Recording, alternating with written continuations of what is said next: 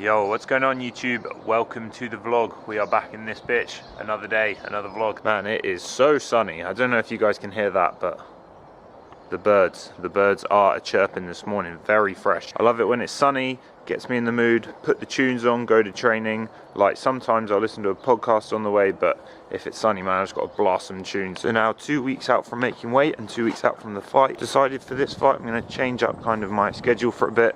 Normally I go light 1 week out, but around that time is normally when all the bad stuff seems to happen, like you get ill or you get injured or whatever. So I'm going to try something new out for this one. I'm going to start going light 2 weeks out, and as I've got 2 weeks out, that is beginning now. So no more real hard live stuff in terms of like grappling or sparring, like MMA sparring, and do more drills, keep up with pad work, put in some extra cardio the next week before my light final week. As well, what I find helps in the morning, so I was saying when it's sunny, that always helps me train, but obviously you have no control over that. Obviously like coffee's good, and then as well, if you put on your training kit quickly, that can kind of get you in the mood already. If you're just sloughing about in normal clothes, then it's not quite as motivating.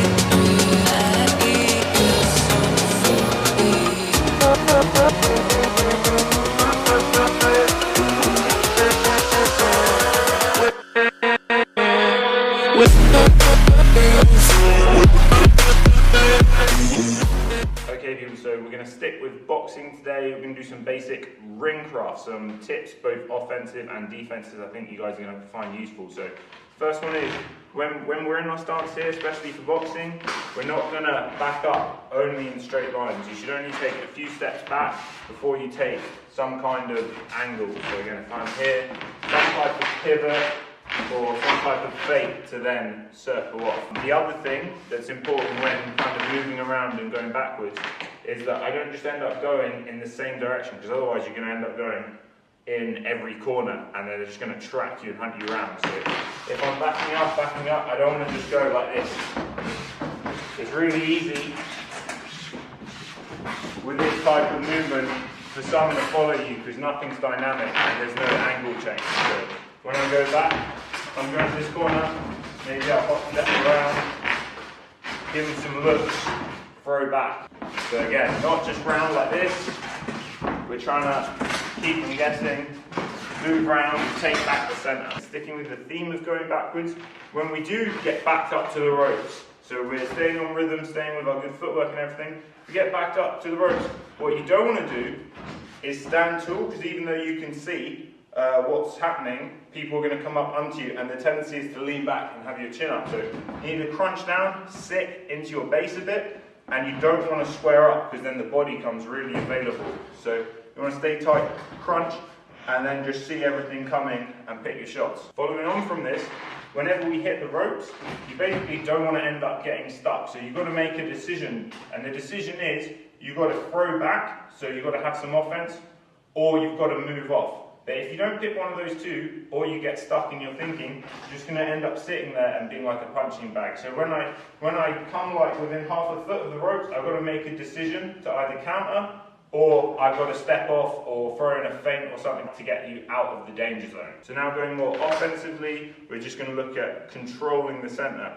Unless you're really good at going backwards and you're always setting traps, or it's like early rounds and you want to kind of outpoint the person, get a feel for it, like check your cardio is good and stuff, it's pretty much more beneficial to control the center. And I think when you watch fights, you'll normally see the kind of good people, once they figure them out and they realize what shots they can take and where they're safe and where they aren't, that's where they'll look to control the center and start pushing forward. So in line with this is the ability to hit and move. So if you're always hitting and moving at the same time, you're not really going to generate any power, you're not going to sit down in your punches, and they're not going to have to respect any of your actions, so they're just going to be able to come through you easier.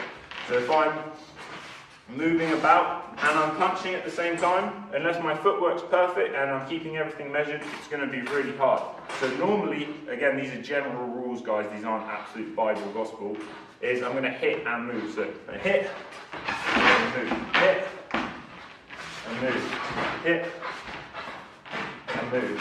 Final point for today is, guys, as offense, so you can kind of think about everything as mirror images when it's offense and defense, is that when we get them on the ropes, when we're controlling the center, is that is a good time to pick your shots and exploit them, as everything's more predictable.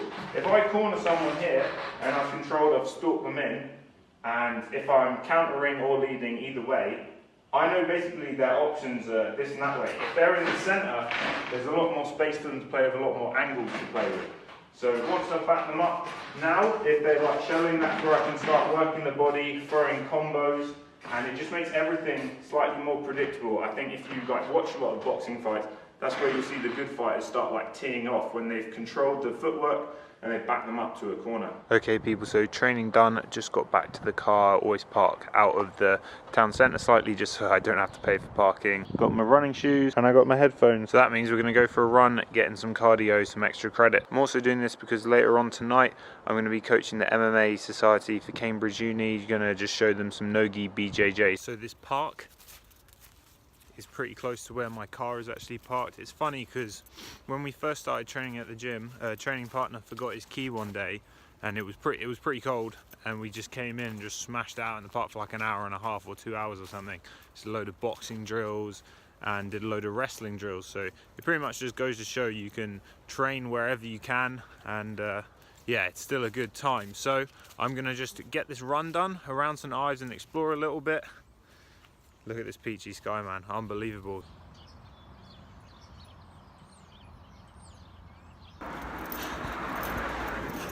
Okay guys, back at the car now. Ended up just doing a big loop. Remembered to bring a spare t-shirt as well. Boom. Oh, it's nippy.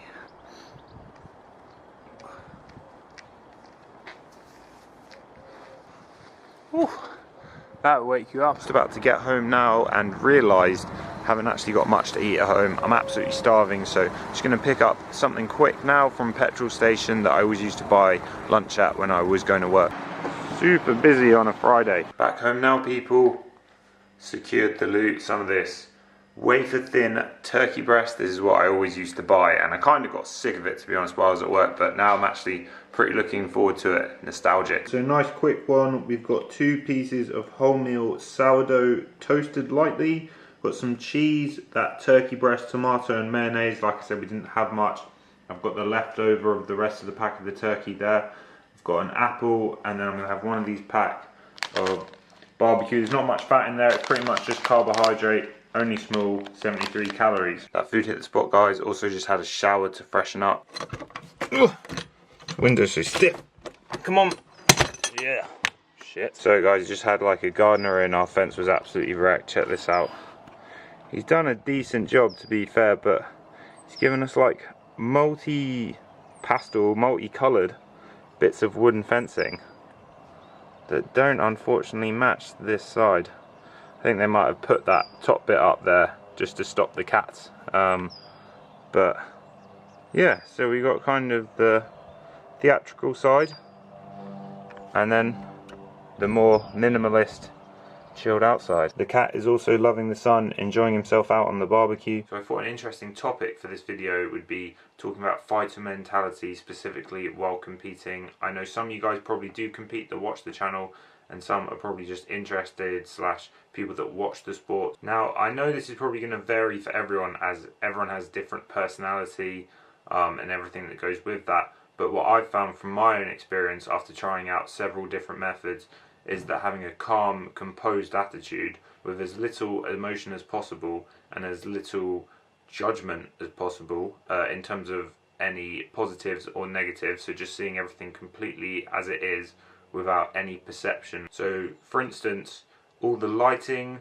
all the crowd, all the perceptions of I need to do this when I get in the cage, how does the mat feel, will something change, be different to the practice room, just literally anything that could get in the way or be a mental block, just ignore it and focus on technique as the main thing, fitness and mindset. I think if you've got those three things, you're pretty much well on your way to competing, and anything else is literally just your thoughts spiraling out of control and stopping you from kind of making the most of yourself. Because really, when you get rid of all the bullshit, it is no different than the practice room.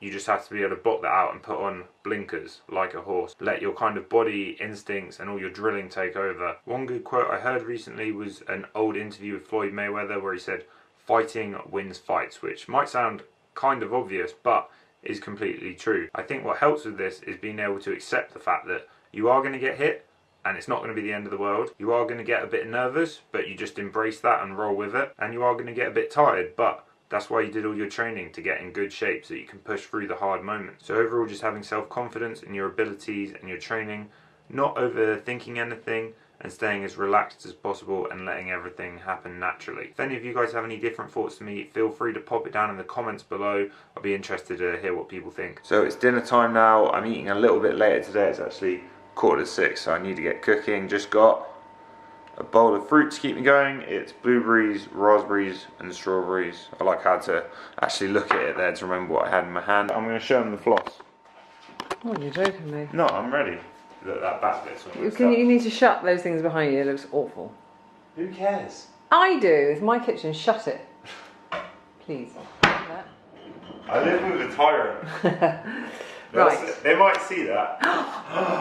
Oh, I'm turning it off. Don't. Okay guys, been practicing for a couple of days. I've learned how to floss. I'm a terrible dancer, but here we go. I really got to count it out. Is that right? Have I done that right? Faster, yeah. Animal! So dinner is currently on the go. Thought I'd just say quickly, the main meats I normally have in the evening are chicken, steak and salmon, but I've deviated from that tonight. So the meatballs are cooked. What I normally do is cut them in half just to make sure they're cooked all the way through, as when they're frying they can get a bit hairy if they cook on the outside and don't go all through the middle. I don't really want it pink. And then afterwards, because they're a bit oily and fatty, I wrap them up in some kitchen foil so that you can see the grease come through here, just to try and get rid of that. Here's the finished product. We've got the beef meatballs with a wholemeal wrap, and buried underneath there is some fine tip asparagus and some red onion. Also going to have some of the trusty mayonnaise. Okay, that's going to do it for today guys. Later on tonight, like I said earlier, I'll be going out coaching. Looking forward to that. Has been a little while since I've coached consistently. So I'm going to be doing that over the next few weeks, and it's going to be in a location I haven't been to before, so that would be cool to check out. But because it's my first time meeting everyone, I don't want to just take my camera in and start vlogging everywhere. But I hope you guys enjoyed the video, and I'll see you in the next one. Later.